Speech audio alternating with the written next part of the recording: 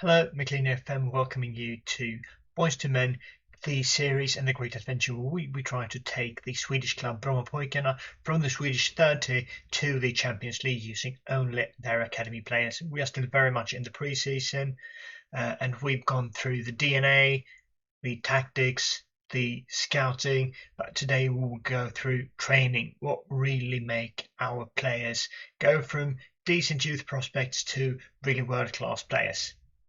Here we go.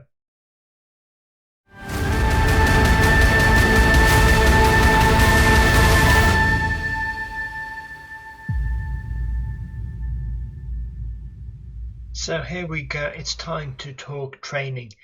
Some of you are saying that it doesn't matter how you train, the players develop equally. Others are saying that you can do a whole lot in training. I'm going to try to use training to get my players to become as good as possible, and I'm also going to use it to try to get them as close as possible to the DNA that we want to use and the tactics that we want to use. But before we get into the actual training, let's look at how we can improve our coaching staff. We were lacking an assistant manager, and instead of putting an advertisement out, I thought we'd try to sign Anders Limpar simply because he's a former BP legend. Coach to sign, are you interested, Anders?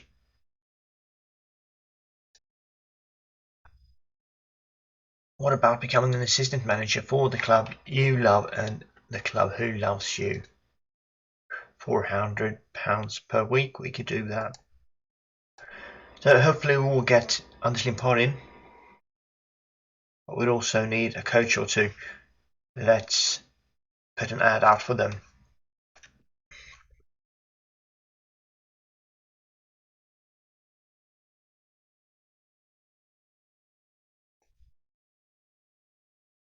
There we go.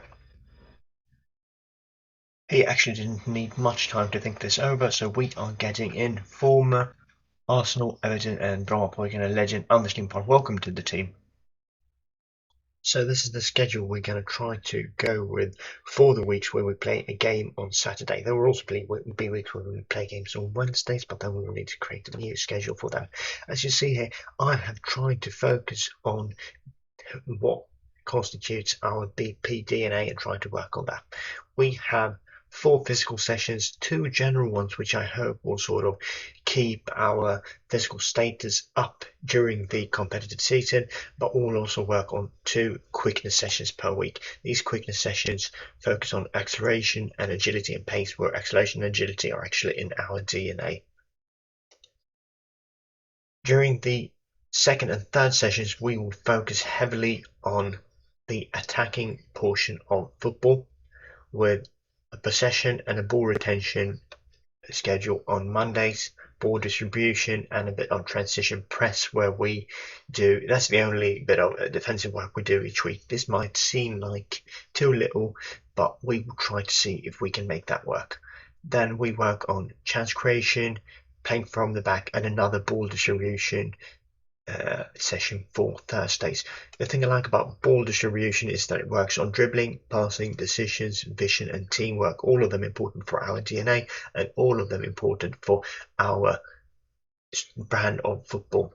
When we come to Fridays, that day, as you see, is easier for the players to handle physically, and it's also all about the upcoming game. We look at our defensive shape, we look at our attacking movement, and we also go through the match preview.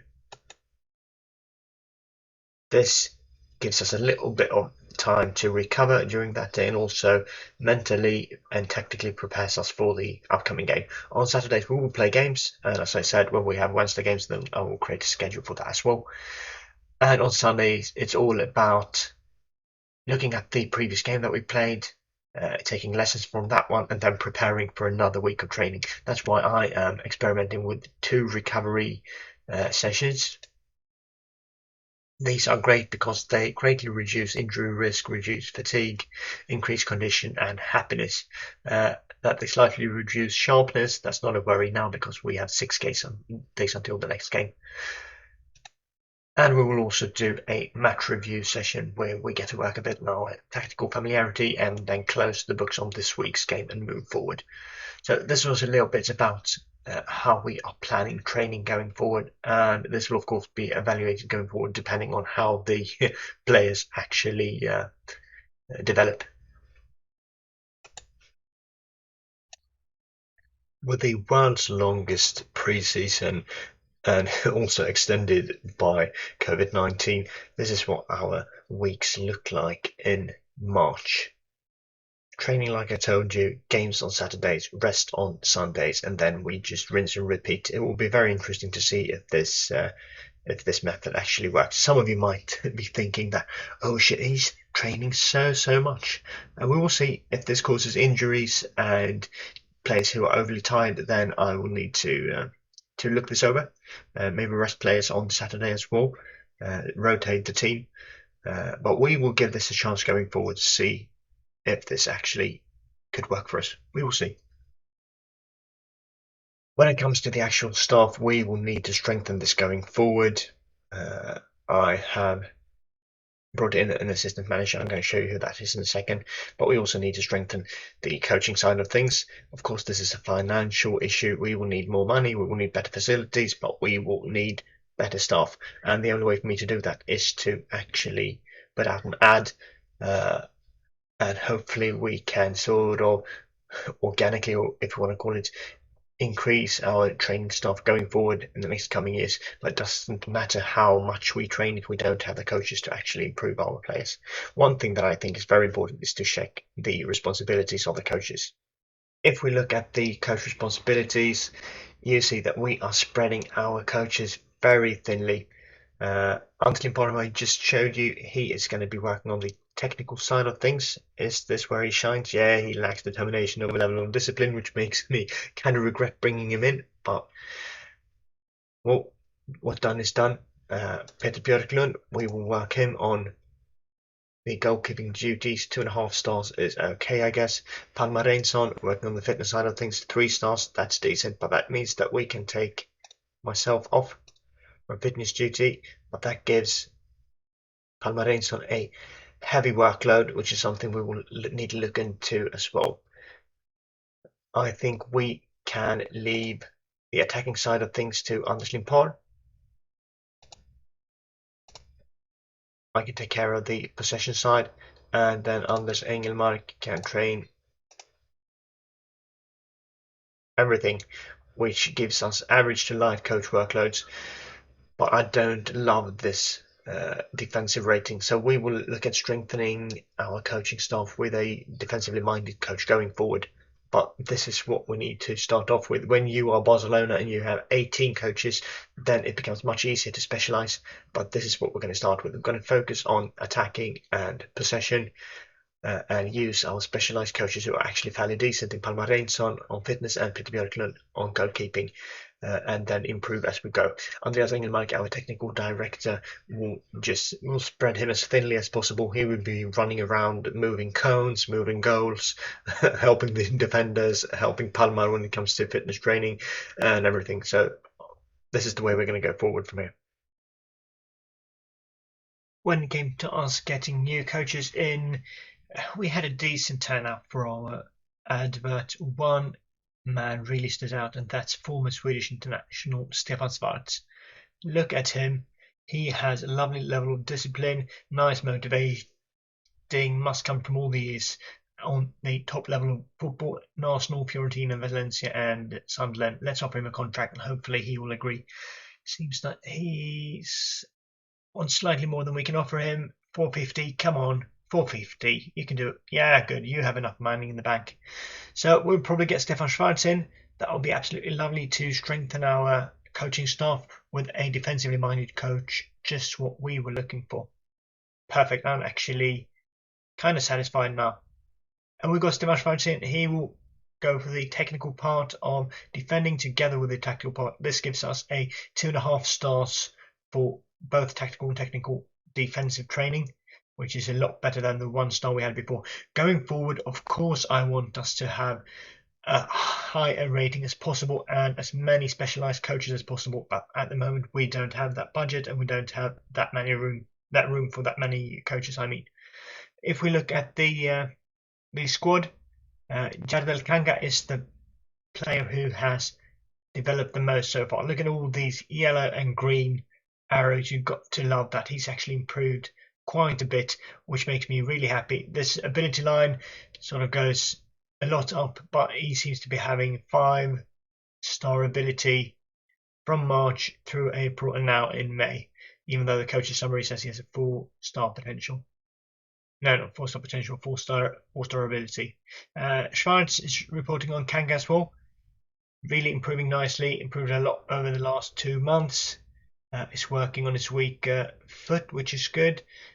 Progressing well in training. I have high hopes that this guy will be the one who will carry us through the leagues going out into Europe. I'm not too confident though that we will be able to keep him, but then at least we will get a bit of money for him. This is what the friendlies have looked like. As you see, shitload of friendlies, but we have been really good. Beat Acropolis, who are from our division, 5-1. And now we are playing IF Stocksund, who are from one league below us. So this will be an interesting game for us. I've set up games against teams from slightly high level, from the same level, and slightly lower. No impossible oppositions and no real morale boost games against pub teams either. So this is the team we're going with. Axel Wallenborg in the left back position, Jakob Glasberg as the right back. I promise you I'm not playing him simply because he is the only right back we have in the team. Then we have very important player Gustav Sandberg Magnusson as our central defender. He has been important in the way we play, both going forward and in defense. And Alexander Nilsson, who might not look like too much, has actually been decent for us in pre-season so far. Just as Philip Haglund has. He is deteriorating physically. Look at that. 32 years old. He is going to start to struggle. But this guy doesn't struggle. He has been amazing so far in the first season. 14 years old. Maybe I made him slightly too good.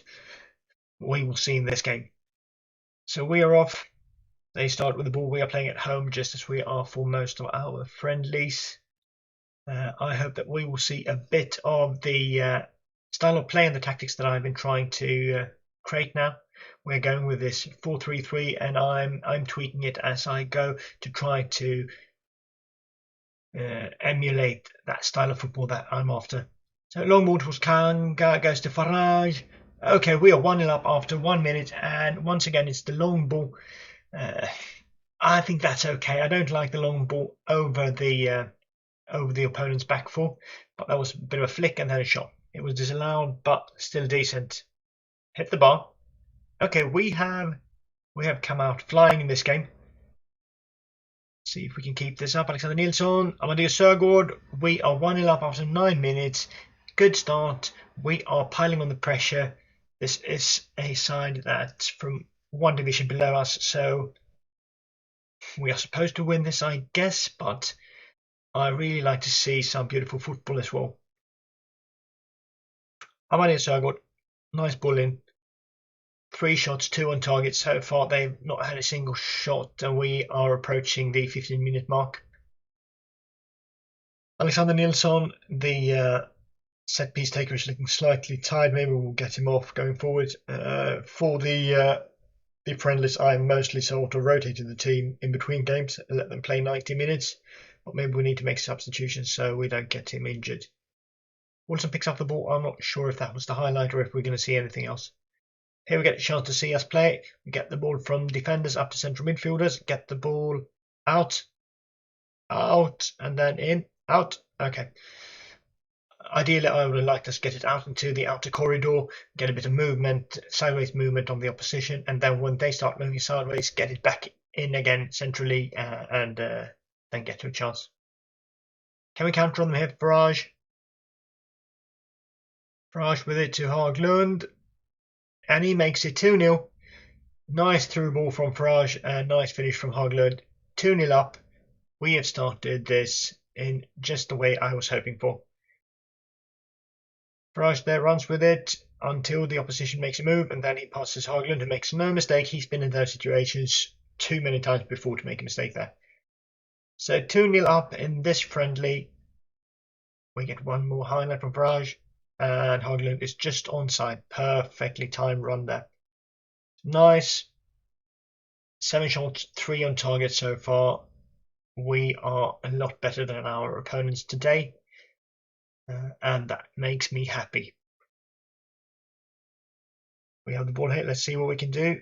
Central midfielder has it. Get it out. There we go. Out and move it in again.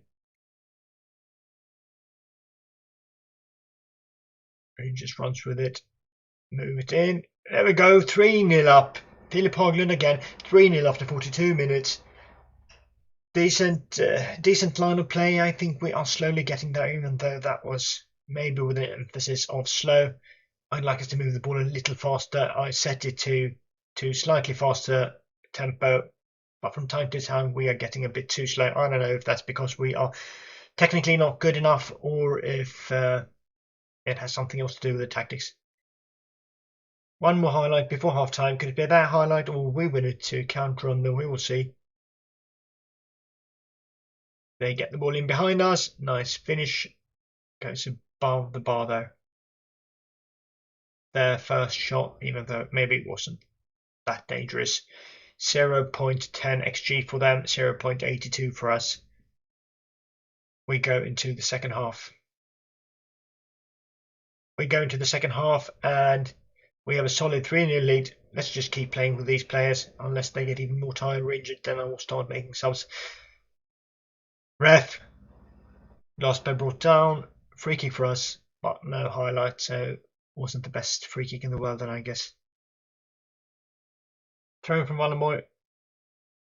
Who will get that? Will they get it? Yes. Let's pull from them. Are they beating our back four with just one man? Pass the ball back. We get it. Haglund sends the ball long. I can take a longer ball there when we counter on them. That was okay. Farage tried to finish, just missed the goal.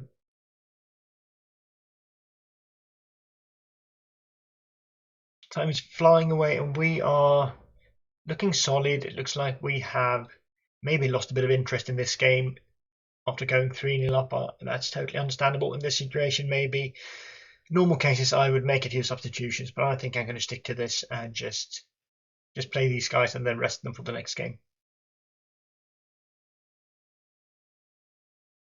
10 minutes left. Action has really slowed down, and as I say that, we get one more highlight. Alexander Nilsson to Glasberg. Glasberg to Nilsson. Back to Samba Magnusson. Kitanovic. Wallenborg. Deflects away.